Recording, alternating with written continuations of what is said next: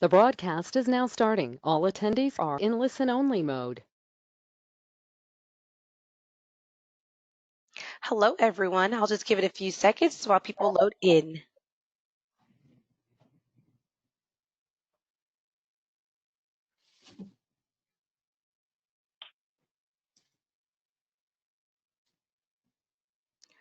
Alrighty, well, hello and welcome to the Corporate Facility Council webinar, Separating Fact from Fiction in the Battle Against COVID-19, presented by David Brinkerhoff and Wayne Whitzell.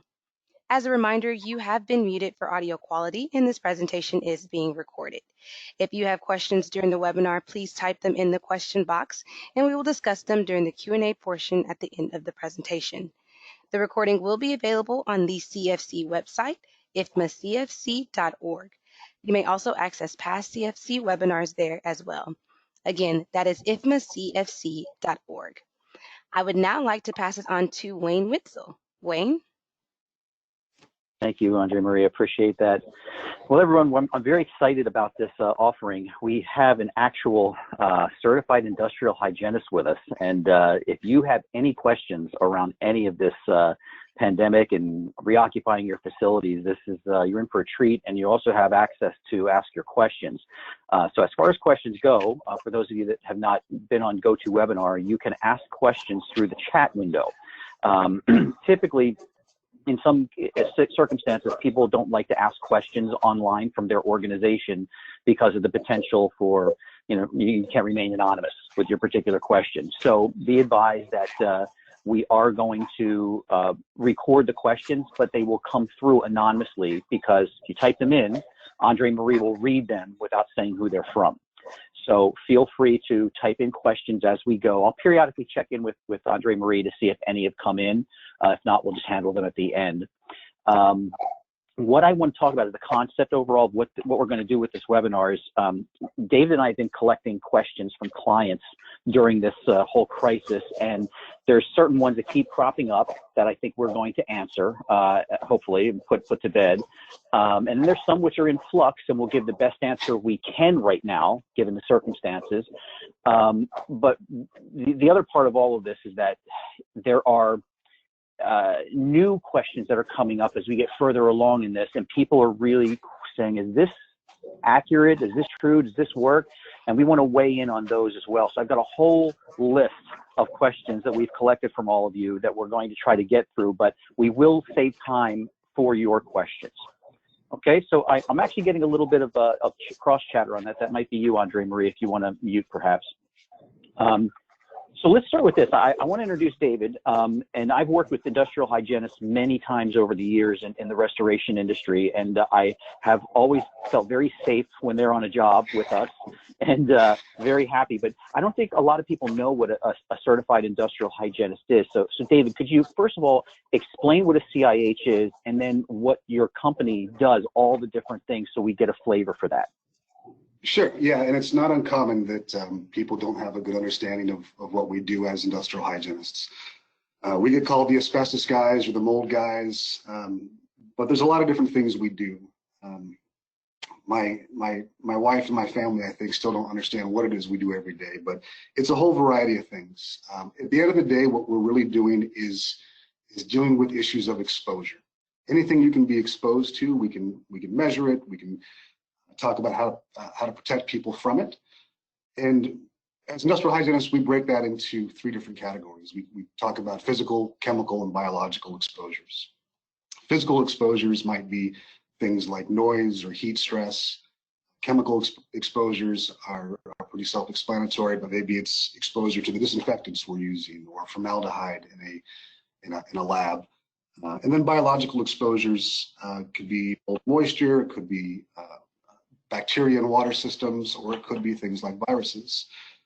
As a certified industrial hygienist, that's just a certification. That's the highest level of certification you can get in this field. So it's something that takes a lot of time and effort to get, but that's kind of what we do.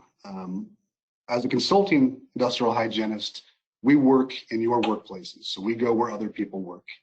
That gives us the opportunity to see a really wide variety of business types. In my career, I've had the opportunity to go to a top of a 500-foot tall smokestack.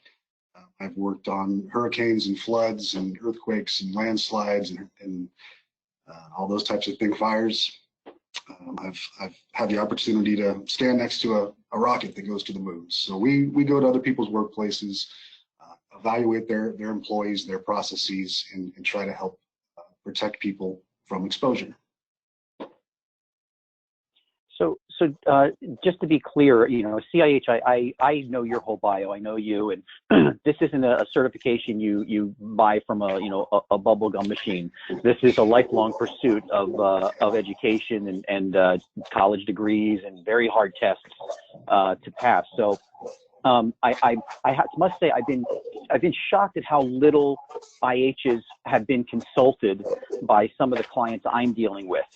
That it seems like a lot of people don't realize that there is this avenue for them to check. Maybe they're relying on their own EH&S teams and so forth, but it seems to me that this is a very untapped resource that we have for FMs to reach out to consulting firms like yours. So I just wanted to kind of give a flavor for what that does. And most of you, if you follow these webinars, know what I do. I'm EVP with DFS Green, and we do specialty maintenance, maintain all the specialty finishes in your facility. I call us the Navy SEALs of the janitorial industry, but really disinfection has been the number one thing right now.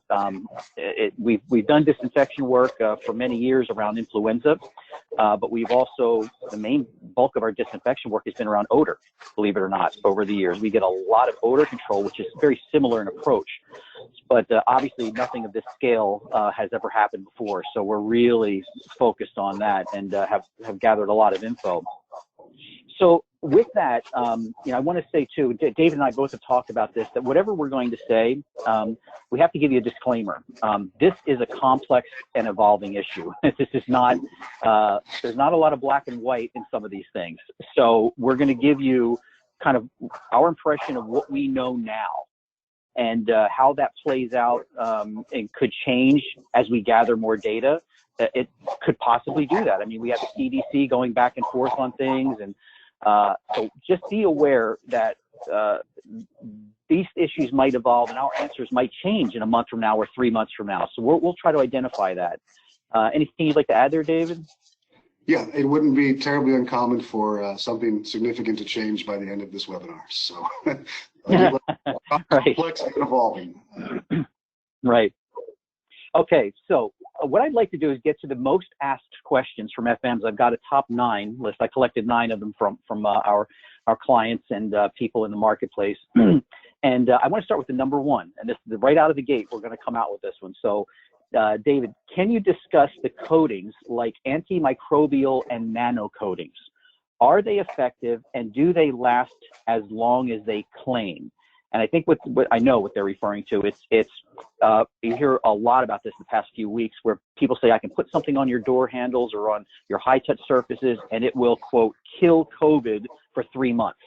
Those are some of the claims they're hearing. Can you talk a little bit about those things? Yeah, so I'll just start by saying it's really important to remember that the primary route of infection for COVID is person to person. They're early on, they talked more about transmission from surfaces, but you touch a surface, touch your face. But recently, CDC is starting to step back from that. They're saying, it's not as likely that you're going to get it from surfaces. So just let's start with that framework. Is the most important thing is you coughing in my face, right? That's the most important route of transmission. There's a lot out there, a lot of new products with a lot of claims. Every time I see one of these products, I say, well, this sounds great. Show me a study. Show me something peer reviewed. Show me something that I can rely on. And that's really where we're lacking right now. There's some work that's been done in laboratories, but I haven't seen anything, any definitive work that's been done in the real world. We know that some disinfectants, particularly quaternary ammonias, can have some persistence. They can, after application, provide some kill sometime later, but it's really not terribly well understood. And we think that one of the requirements is that whatever chemical, the quat on that surface has to be moisture has to be reintroduced to it for it to then become effective. So, there is some knowledge, some history about persistence with these things, but really, I want to see the data. I want to see something that's actually been applied in the real world. There's a lot of claims that just at this point aren't well supported, and there's challenges about applications. If you put this on a doorknob, what happens when that door gets used frequently? Rub that off quickly. How do you apply it to somebody's phone? Right? It might not be realistic in a lot of situations. At this point, based on what we know, I go back to what all the guidance documents say from CDC and WHO and EPA is use a EPA registered disinfectant with proven efficacy against COVID-19. There's a whole list of them. There's now, I think, hundreds of disinfectants out there, but it's list N from EPA. That's really what all the people that provide this type of guidance are saying. Use the right disinfectant. Make sure it's mixed correctly. Make sure you're using the right contact time and applying it to the right surfaces. Yeah, it's interesting. My research on all these coatings that I've done is that I found zero goose egg independent data on any website for any of these coatings. It's all anecdotal data.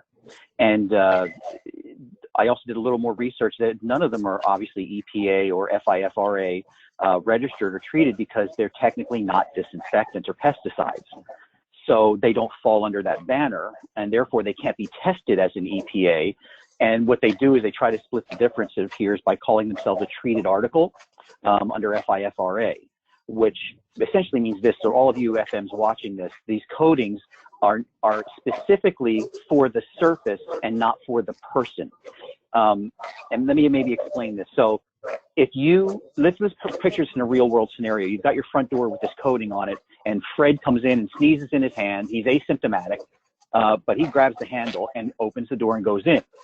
And then 2 minutes later, Susie comes in, she grabs the door handle and then, sticks her hand in her mouth. Are we to believe that in that 2 minute period that whatever we sprayed on that door has, quote, killed COVID? It's just a very unrealistic claim. And I have seen no science that backs this up.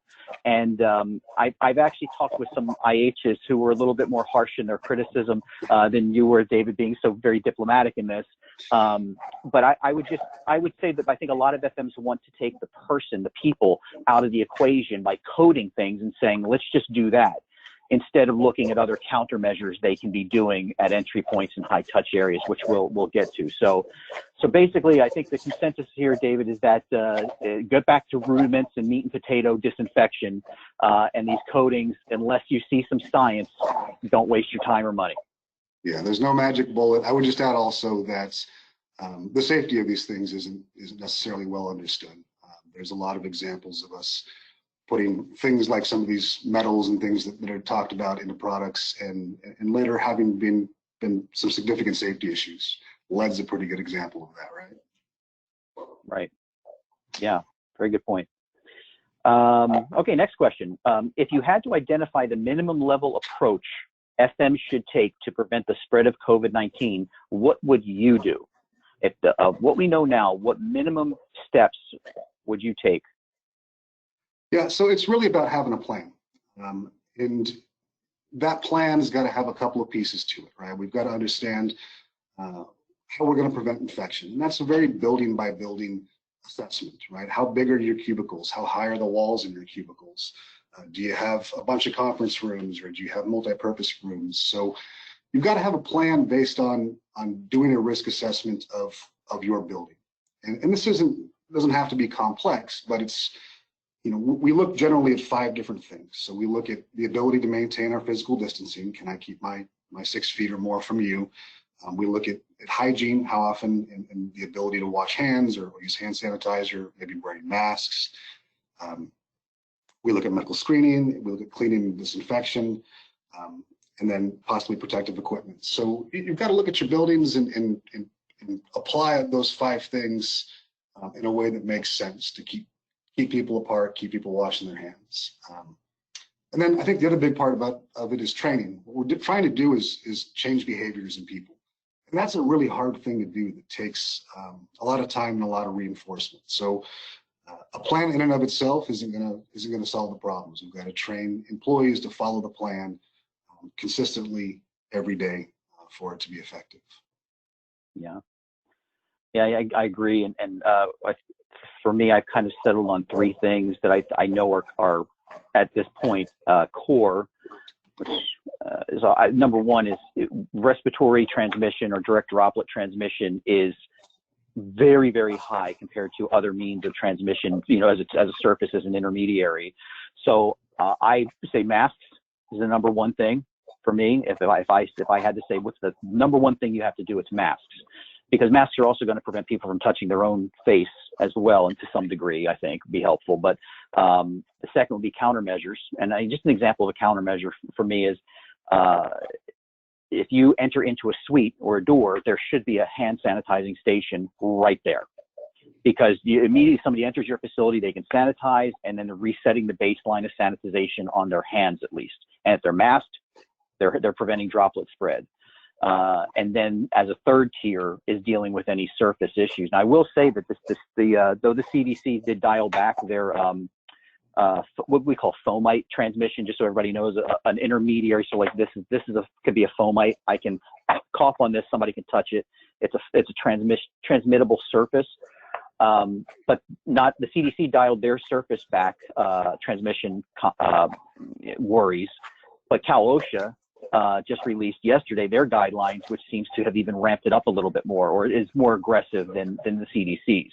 So we're still getting some different stuff, and we don't know in a fully occupied facility. Imagine one of these tech companies with all their benching. How is that going to work when we have density back? Are those surface transmission rates going to go up?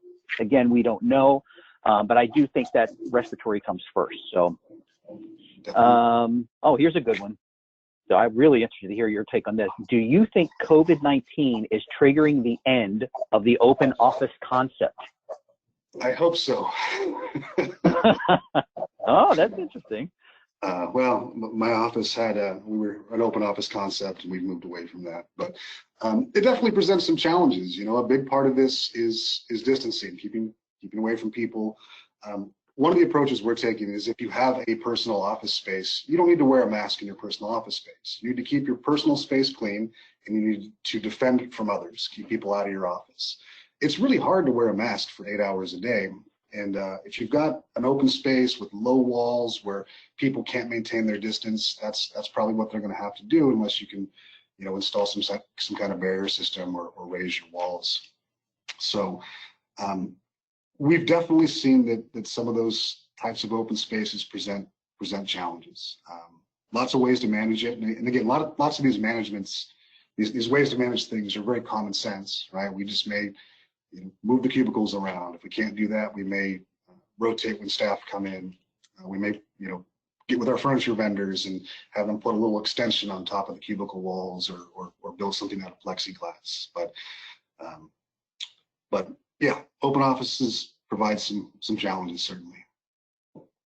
Do you see these modifications being a permanent modification, or do you think that once we get over this particular crisis, we're going to trend back to where we were?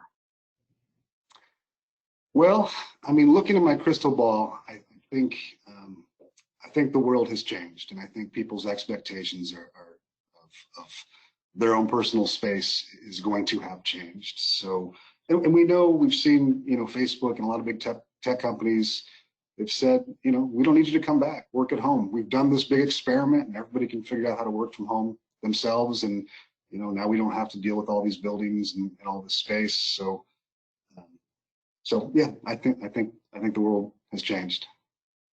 Yeah, I think a lot of large tech companies that are used to this kind of work style are way ahead of the curve, because their infrastructure can just, at the snap of a finger, modify to stay productive, that way. But I will say I've seen, I'm calling them amateur futurists, people that are claiming to have that crystal ball, and there's this violent pendulum swing about how our office is going to look in the future, and we're going to do some crazy things here. But I think capitalism is getting mixed into, I call it COVID washing. Like, remember back in the green sustainability days when green first hit, everybody was green.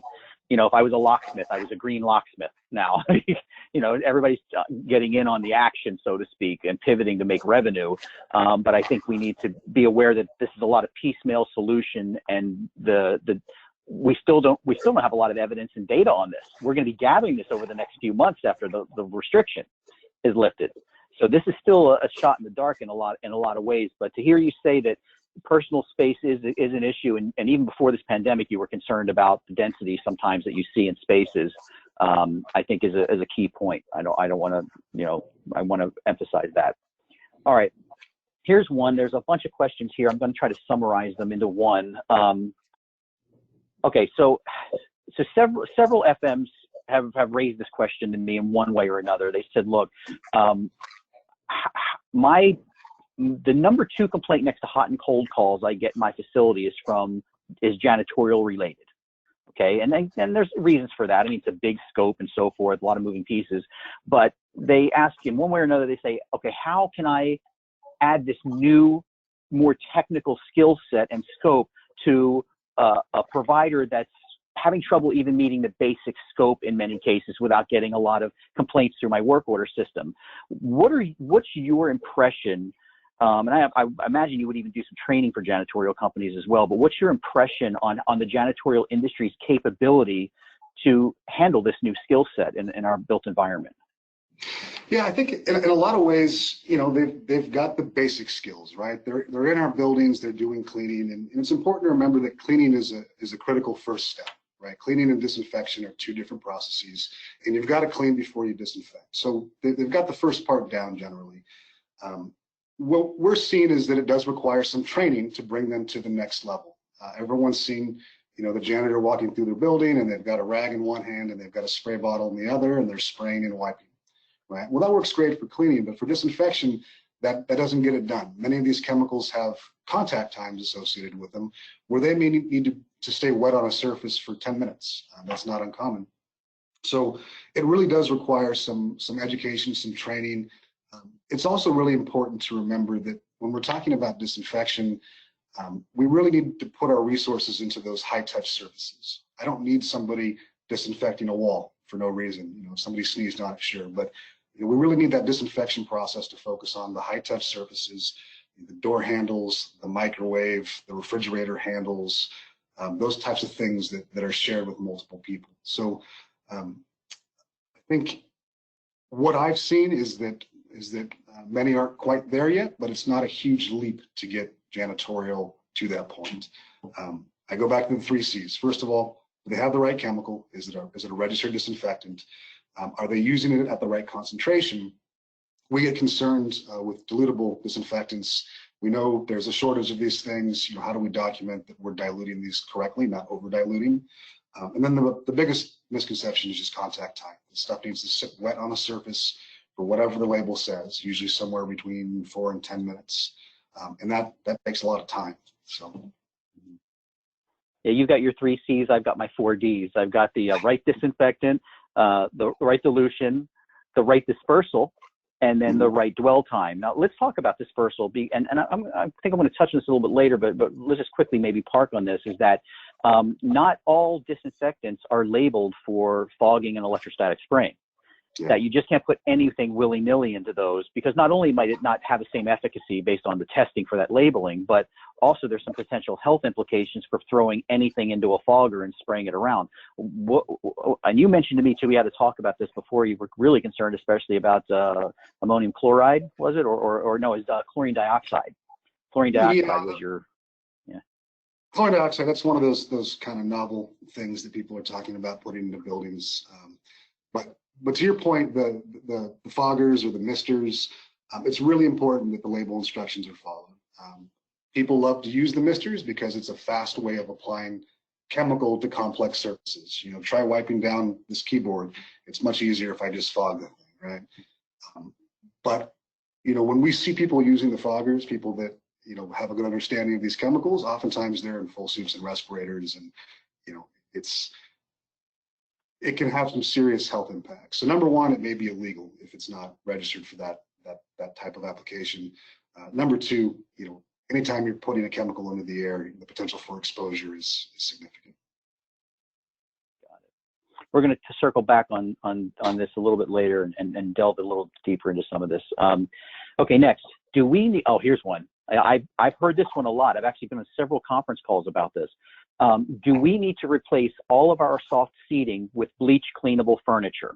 And just for those of you listening out there, bleach cleanable furniture is a term I think that emanates from the healthcare industry primarily, where surfaces had to be cleanable with that type of disinfectant in acute care facilities. But now we're talking about doing the same thing in the built environment Class A office space. What's your take on that? Are these people looking at replacing all of the soft seating and upholstery, David? I don't think so. I think the risk is low. As we discussed, information on being able to be infected by touching surfaces is evolving. But today, it seems to be less likely than we thought it was just 2 days ago, right?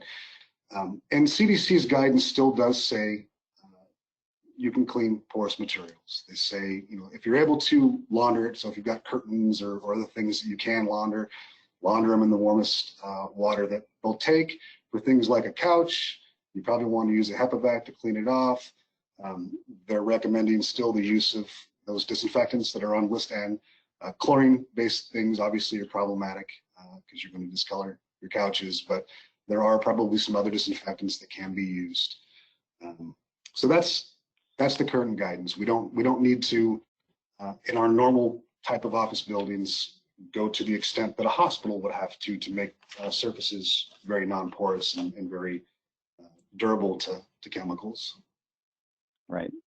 And I can see, a lot of in the industry, in the furniture industry, it's an opportunity to help deal with this pandemic and the new normal that we have. But I think there's a point too far where I do hear, some people claiming they're going to get rid of all soft seating, but there are, just so the viewer knows, on list N, there are several disinfectants which are approved for porous surfaces, meaning they've shown a level of efficacy at a certain dilution rate.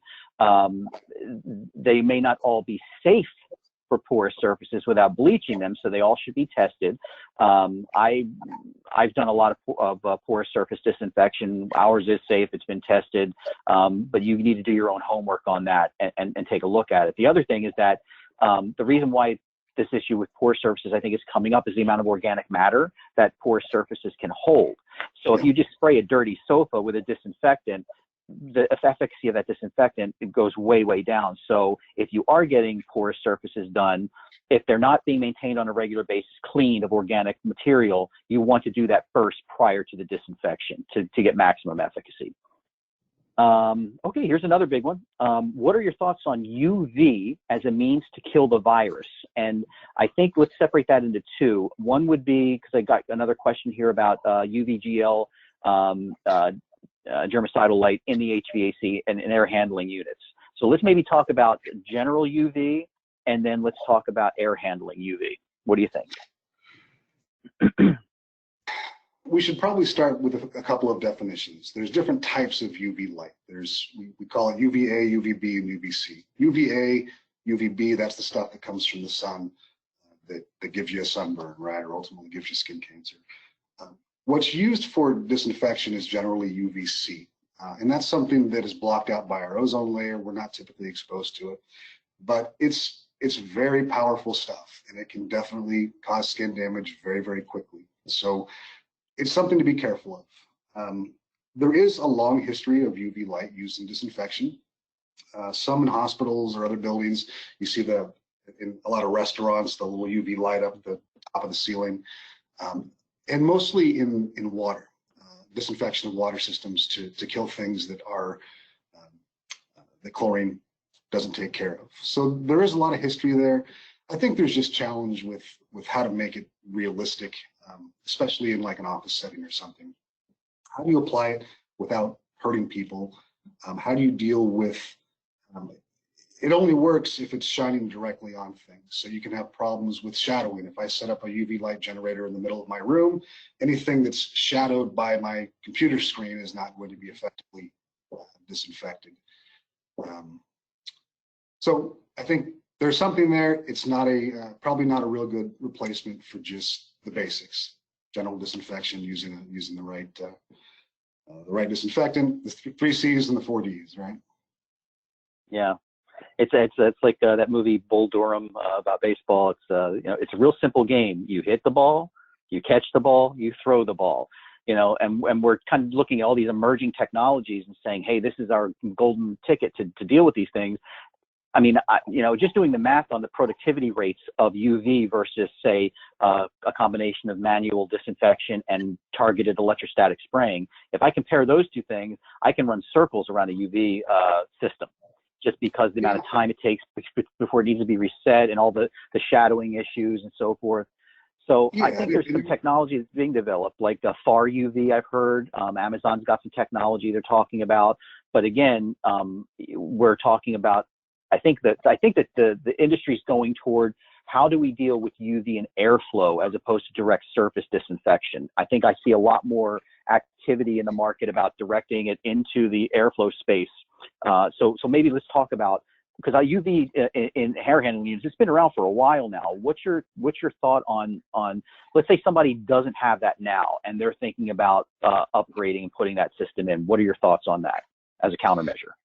Yeah, so the big challenge with putting UV into an HVAC system is contact time, right? If I've got a UV generator and I stick it in the middle of a room, I may let it sit there for 15 minutes or an hour.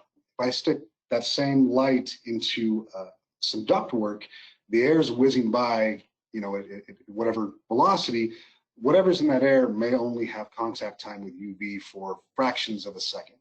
And so the big question to me is that really a sufficient amount of contact time to be effective? And does it do any more than your filtration does anyway? So this is one where there definitely are varying opinions. I've yet to see much that says UV and ductwork does a whole lot, really. It may not hurt, unless of course you have to maintain it, then you have to deal with one more hazard. Again, this is that UVC light that it can burn your skin very, very quickly. So it's another hazard that maintenance staff are going to have to deal with, another thing that's going to have to be maintained. I would put my money. It's important to emphasize. What's that, David? I would put my money into making sure you've got a system that's in good shape, that you've got good fitting filters, the higher level filtration if your system's able to handle it. Kind of, again, stick with the basics. Right.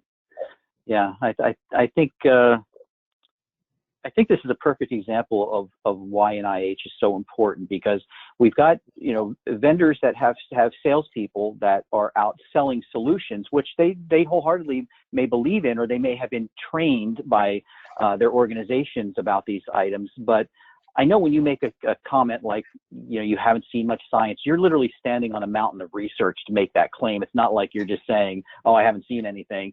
Because believe me, I think if this was super effective and had demonstrated science behind it, you would be thumbing it up right now and saying, yes, let's get it in every facility possible. So it's not just a casual pronouncement I think you're making here. You're saying, look, the science, and this is the thing, is so much of what we're dealing with now is not evidence-based. We're just jerking in violent reactions into certain things, and instead of saying, let's practically look at this. How fast is the airflow passing over this thing? Is it even effective? And then saying you're going to spend money, upgrade so you can put in a better MER filter. and again, this goes back to meat and potatoes. These are rudiments. Maybe emerging technologies will come down the line that are feasible and viable, but right now the focus really needs to be on the basics, I think, is what I'm hearing.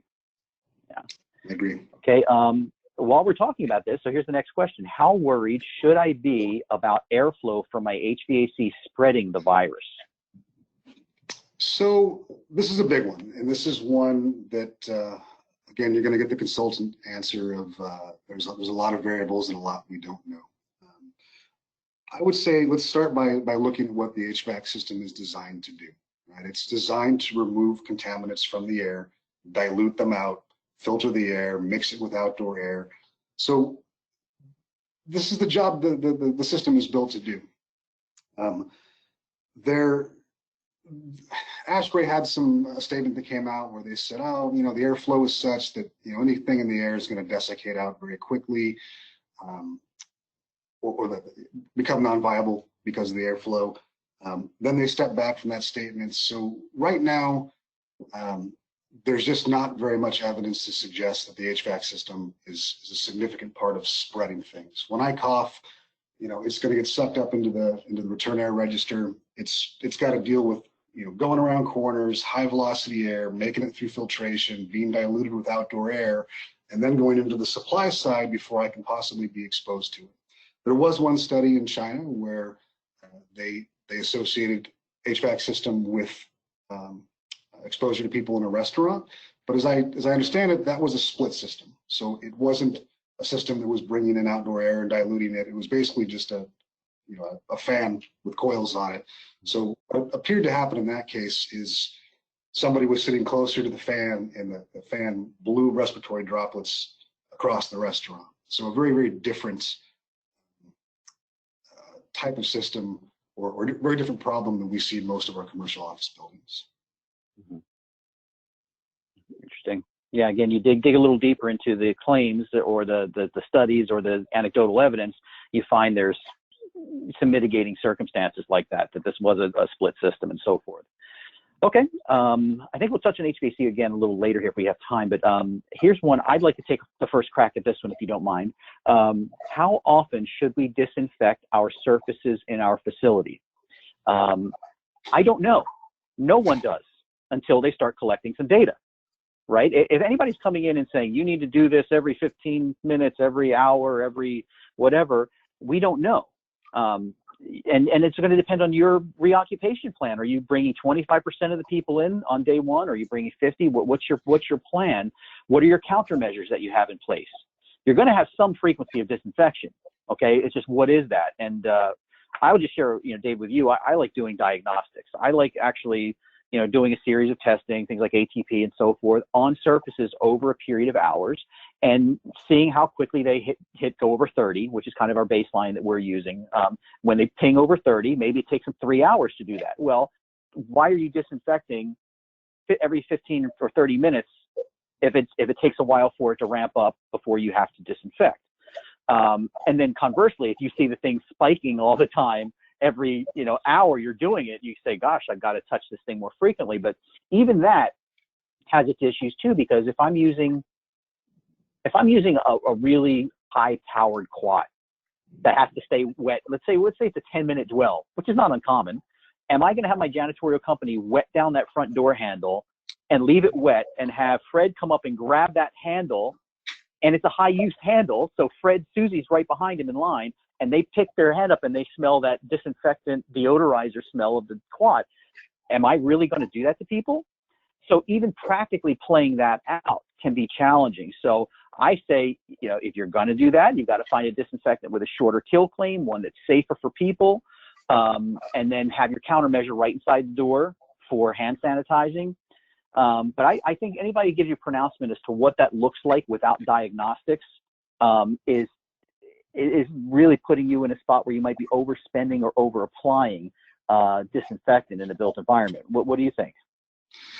Yeah, I think we've only got so many resources to disinfect, so we have to prioritize, and so we have to look at is the surface, it's a matrix. It's impact versus touch, right? Or it's not quite right, but the more a surface is touched, the more it should be cleaned. The water cooler or the microwave buttons, those maybe need to be cleaned every time somebody uses it. The inside of my door handle probably doesn't need to be cleaned very frequently because it's just me touching it, and I don't only touch it a couple times a day. So it really is prioritizing your resources to do the most of what you've got. This is probably a good segue. And so that's our top questions, but this is a good segue into the next one. I was going to ask you this question first, but I'm going to go first based on what you just said there. So I was going to ask, what concerns you the most about the current situation as a CIH? I'm going to give you mine first. And what you just said is, I'm concerned that very few FMs I talk to are looking at SDS, safety data sheets. Very few.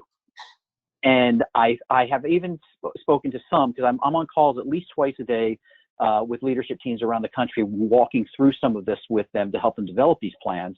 And one of them said, well, this is the product that we chose. We ordered a whole boatload of this for all of our sites around the country. And I said, well, let's call it the SDS. And I looked at the SDS, and it's, a 432 on the, and, serious, acute effects on respiration, oral, visual. And then it also required, this is interesting, it required side splash goggles and elbow gloves. And they were planning on using this disinfectant, filling bottles up and giving it to staff around the facility to use. And I guess I could sum it up this way, David. My concern is that we're at a crossroads now where we are considering bringing in tens of thousands of gallons of something into our facilities around the country that we're going to start spraying with increased frequency, more than we ever have. And we've only been doing disinfection in empty buildings now. Very few people are there. So we don't know what the effect is going to be once these facilities start getting occupied. We put this stuff into the waste stream, because some of these disinfectants can't go down into septic, or they must be mixed with something before they go into septic. And all of this information is on the SDS and the label. So to me, my biggest concern is that no one is looking at this, and we're trusting but not verifying. What's your biggest fear in the current situation as a CIH? I think you hit on mine. That's definitely a big one. People don't understand, that some of these chemicals can be gnarly, and they can cause problems. They can hurt you. So I think, and that kind of just ties into information in general. I think there is so much information out there. We're getting things from all these different resources, from the news, from our friends on Facebook, right? It's just information overload, and I worry that people have or are going to stop listening, stop paying attention. It's just too much. I don't know. I'm just going to keep doing what I do. So I'm really trying to message that this is not complex. There are a couple of things we all need to focus on. I like to say this is a public health problem, and the public is the solution, right? So us as employees, as people of the public, we need to do these couple of things. And if we focus on those couple of things, it's going to have a big impact. Yeah, it's interesting too with regard to this chemistry, is that people should understand that any EPA registered disinfectant is a pesticide, and there's no such thing as a green disinfectant. But yet I'm starting to see that marketing now, and where they don't claim it's green, they'll put a USGBC member logo, which is also against USGBC rules, by the way. They'll put that on their marketing, and to kind of give the impression that it's green. There is no green disinfectant. So the idea is use the correct amount for that pathogen and no more, and you're good. So it's within tolerance. It's not this over application. I should also mention too, I had one FM friend of mine mention that, well, can't we take this unsafe disinfectant according to the SDS and just dilute it more so that it is safe? And then obviously, but that's a legitimate question for somebody that doesn't understand, right, how these things work. And the answer obviously is no, because then it ceases to become a disinfectant. The kill claims are made at certain dilution parts per million, and if you change that, it no longer has the kill claim. So labeling. All right, so let's move on here. What kinds of efforts and countermeasures are you seeing in facilities that you see as helpful?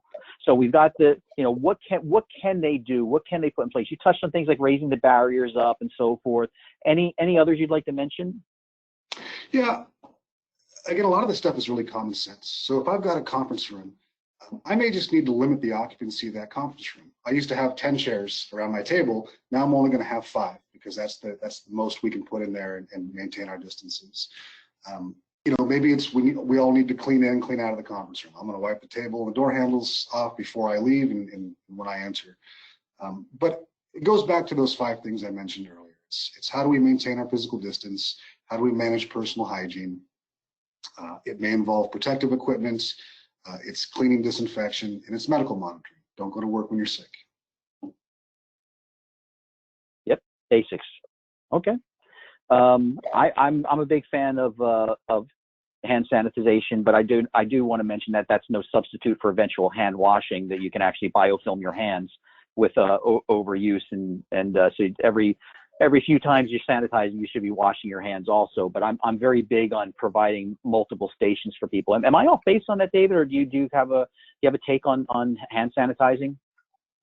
It's a great alternative when you can't wash your hands.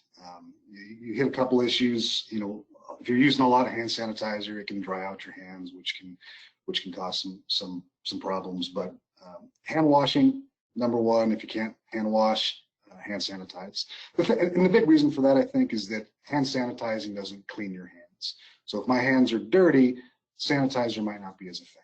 Whereas with washing, I'm physically removing the virus. Yeah, same as a surface. Clean and disinfect. Right. Same thing. Okay, here, get your CIH hat on. Does COVID-19 virus live in higher temperatures, and does temperature or humidity affect the virus? Okay, so this is another one of those ones where there's a lot of maybes. We know heat will kill the virus, but it takes a lot of heat. You've got to keep, in laboratory studies anyway, you've got to heat something to 140 degrees for an hour or almost 200 degrees for 15 minutes to kill the virus, deactivate the virus. So that provides some challenges. When we're talking about some types of porous material, steam cleaning does get hot enough and may be a reasonable way to disinfect some porous materials. But I think what you were driving at more is the summer going to save us, right? And we just don't know. I mean, we know that in areas that are hot, they've had big outbreaks. Australia and Iran have had, those are hot places, and they have had significant outbreaks. So so the temperature probably isn't the biggest player. It's probably more the humidity. And we know that, you know, why is the flu more common in the wintertime? Is it because of low humidity? Does that make it spread easier? Maybe, or maybe we're all just indoors more, so we're in closer contact. You know, real high humidity environments, that may make surfaces a bigger issue. If I sneeze onto my desk and it's really high humidity, those droplets aren't going to evaporate as quickly. So that virus may remain viable on a desk for longer. So a lot of big maybes. Temperature's probably not the biggest issue. Humidity probably is, but the studies are still evolving. Got it. Let's touch on another HVAC one here real quick. When changing air handler filters, what precautions should be taken? Should we outsource to a professional mitigation company? Well, I'll start with the second question. Whether or not you should outsource to a professional company, that's going to have a lot to do with the risk tolerance of your employees and you as a company. Should we take special precautions when changing out air filters? Maybe. ASHRAE has come out and said in hospitals, yes, you should. If you're going to change out air filters in hospitals, you should put on an N95 respirator at minimum. You should wear gloves. You should wear a Tyvek suit. You know, kind of the full PPE approach while messing with and handling respirators. In an office building, that risk is probably a lot lower. We don't have active sick people in an office, whereas we do in a hospital. But, you know, we can't definitively say no. So I think at this point, the prudent approach is to take some protective measures, you know, wear gloves, maybe wear a N95 while you're handling filters or doing maintenance in your system. Okay. So I've got some more, but I want to ask Andre Marie if we've had any questions come in through the chat window. I'd like to see if we can hit some of those, if any have come through. What do you say, Andre Marie? Have we gotten any? Yes, we have gotten a few questions. Let me see, pull one up here. Someone mentioned that there were no safe disinfectants and wanted to know about hypochlorous, and that currently there are 8 disinfectants listed on the EPA list that uses hypochlorous as their active ingredient. Any thoughts about that? I'll take a first stab. So one of the things about the hypochloric, I think some of those come from self-generating units that people can install in their facilities. And that's part of the attractiveness maybe of something like that, is it takes the supply chain out of it. but it's not as safe to apply that product as it is after it dries and becomes inert. So applying it can be very dangerous. And if I'm not mistaken, I think there was a lawsuit about 3 weeks ago. I might be wrong.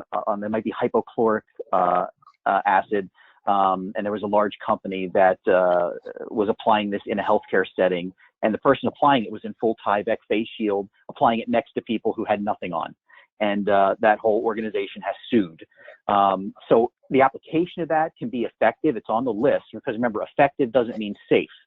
You can only get safer on the list, but you're never going to get completely safe. But I personally know there's a lot of other safer options out there than hypochloric acid that I would personally recommend. David, what are your thoughts? Yeah, I would go back to the SDS. I mean, it really is about, the formulation of the chemical and the application method. And the SDS is going to provide you a lot of good information. Really important to remember that this virus is not hard to kill. We don't need to go extreme hardcore with our chemicals. Clorox wipes do the job just fine. So that's a really good point, David. Maybe we quickly explain that List N is emerging pathogen claims, which means that no one tests right now a COVID-19 sample and says it kills COVID-19. If there's any cultures for COVID, they're going to vaccine companies. They're not going to the cleaning companies of the world, right? But what they do is they test a harder to kill virus or pathogen, and if it kills those, then it's going to kill everything underneath of it, the envelope viruses underneath. So but to echo your point, David, is you just need a basic disinfectant, the safest one you can get, but you don't need a tuberculocidal. You don't need, a crime scene cleanup disinfectant to kill this. It's very basic, and follow the 3 C's or the 4 D's, whatever you want to do. Yeah. Okay, Andre Marie, what do you got? What's the next one? The next one says, what are you guys hearing about bathrooms? If stall partitions are floor to ceilings, is limiting occupants necessary? Yeah, so the CDC has said that this virus can be transmitted by fecal matter. And the CDC recommends, if you've got toilet lids, keep them closed, or recommend that your staff close them before they flush. Again, nobody knows how risky that is, using the bathroom. There's so many variables there. And your bathroom's got an exhaust fan, dedicated exhaust fan that's going to go directly to outdoors, negatively pressurized. But our approach has been, if feasible, limit occupancy in restrooms. How you manage that is a big challenge. But, just like anywhere else, try to keep distance. If you've got lids, which many bathrooms don't, have people close them before they flush. I think that's about what you can do. Yeah, toilet lids was going to be my comment. I saw that the oral study, and it gets you a little scared. We've always known that, right? Mythbusters way back when in the early 2000s did that sample that, sorry everybody, we all have fecal material in our toothbrushes. It's in our bathrooms. It's disgusting, but it's actually true. Hey, I want to mention too, before we take the next question, in your chat window, you can download 2 really good documents from David's company. I've been following information from David's company since the beginning of this. They release bulletins periodically. They're very helpful. And again, they're not coming from selling a product or a magical solution. It's coming at you with science and real solutions. So I encourage you to download those 2. Andre Marie, do we have another question? Yes. So this one is in reference to some recommendations from CDC and ASHRAE on things about outside air and hourly air changes in the space. It says, is there any data, or do you feel this would have a positive or negative impact on health and safety of employee, allowing let's do maximum outside air for 1 hour before occupancy or 2 hours after occupancy every day? Yeah, good question. There's a lot of variables with our HVAC systems. So a lot of that answer is going to depend on what kind of system you have. But what I've seen recommendations wise is kind of 3 basic things. Make sure your system is functioning properly. Your condensate pans are draining, your coils are clean, your filters fit tightly. That's a big one we see, where the filters are loose and air bypasses the filter. Make sure your surfaces are clean. make sure the system is working like it's designed to work. There's a lot of question about filtration. Should I upgrade from MERV 8 to MERV 13s? If you can, that's great, right? But for many systems, that's just not feasible, right? Either the filter banks just won't fit the thicker filter. There can be issues with limiting airflow, right? If you put a too high of a MERV-rated filter into the system, you may limit airflow, which is doing exactly what you're trying not to do. And then the third recommendation is increased outdoor air ventilation. So open up your outdoor air dampers, move more outdoor air through the space. That's going to increase the dilution ventilation. Specifically whether you do it before a shift or after a shift, I think that's really dependent on your system and your occupancy. But a lot of times that makes sense. If it's hot like it is in the Bay Area this week, you may not be able to open up your outdoor air dampers during the day because your system may not have the capacity to cool that hot air. So, you're going to have to kind of figure out all those little details. But good running system, increasing filtration if you can, if it's feasible, and more outdoor air ventilation. Do we have any more, Andre Marie? Yes. And then another regarding like a third party monitoring the disinfecting of a janitorial company. What would you recommend? Sure. So we've done a lot of this where there's been a case, somebody ill has gone into a building and there's a need or desire to do a deep disinfection in areas where that person may have been. So we do oversee that kind of work. It starts with an investigation. Again, we have limited resources. We can't clean, can't disinfect everything multiple times as more sick people come into our buildings. So let's first look, where was that person? What was their path of travel? Who did they talk to? Where did they go? And let's focus our disinfection efforts in those areas on the surfaces that were most likely touched. There's a lot of discussion about, doing sampling and ATP and different types of clearance processes. But from my standpoint, the most important thing you can do is just document that you clean the right surfaces and that you followed the plan, right? Come up with a plan, follow the plan, make sure you hit the 3 C's or the 4 D's, make sure you document all those things. I totally agree, and we're big on diagnostics primarily as a tool to indicate efficacy. If you've ever gone, and Dave, you might have seen this, if you go behind a janitorial company and they're applying quaternary disinfectant with cotton terry cloth towels instead of microfiber, and cotton lessens the efficacy of, it ceases to become a disinfectant. So testing with quaternary strips is critical. We test. So I was on a site over on Monday, so what I do is when I'm out with my crew, I will do pre-testing with my ATP. After they do their disinfection, I come in and I test those same areas again to test for efficacy. UV markers is another good thing too, though you can overuse those. You can get, like for those UFMs who are worried about your janitors vacuuming and you would leave an M&M or a paper clip on the carpet for a week and say, no, you weren't vacuuming, you can get pretty happy with a UV marker going all over the place. But if you use it in a very strategic way, to test efficacy after the fact, to see were these surfaces actually touched. So that's something we do, DFS does. We do a lot of UV marker, we do ATP testing to test as an audit, as a QA check. And then what you were saying about staying in compliance, David, with CDC and EPA, I think is super critical, because I'm actually going to be interviewing a tracer, someone that does it for the government here over the next couple of days. When they report an active COVID case at the hospital or the doctor, they go through the questionnaire and they ask you, who do you live with, where do you work, etc.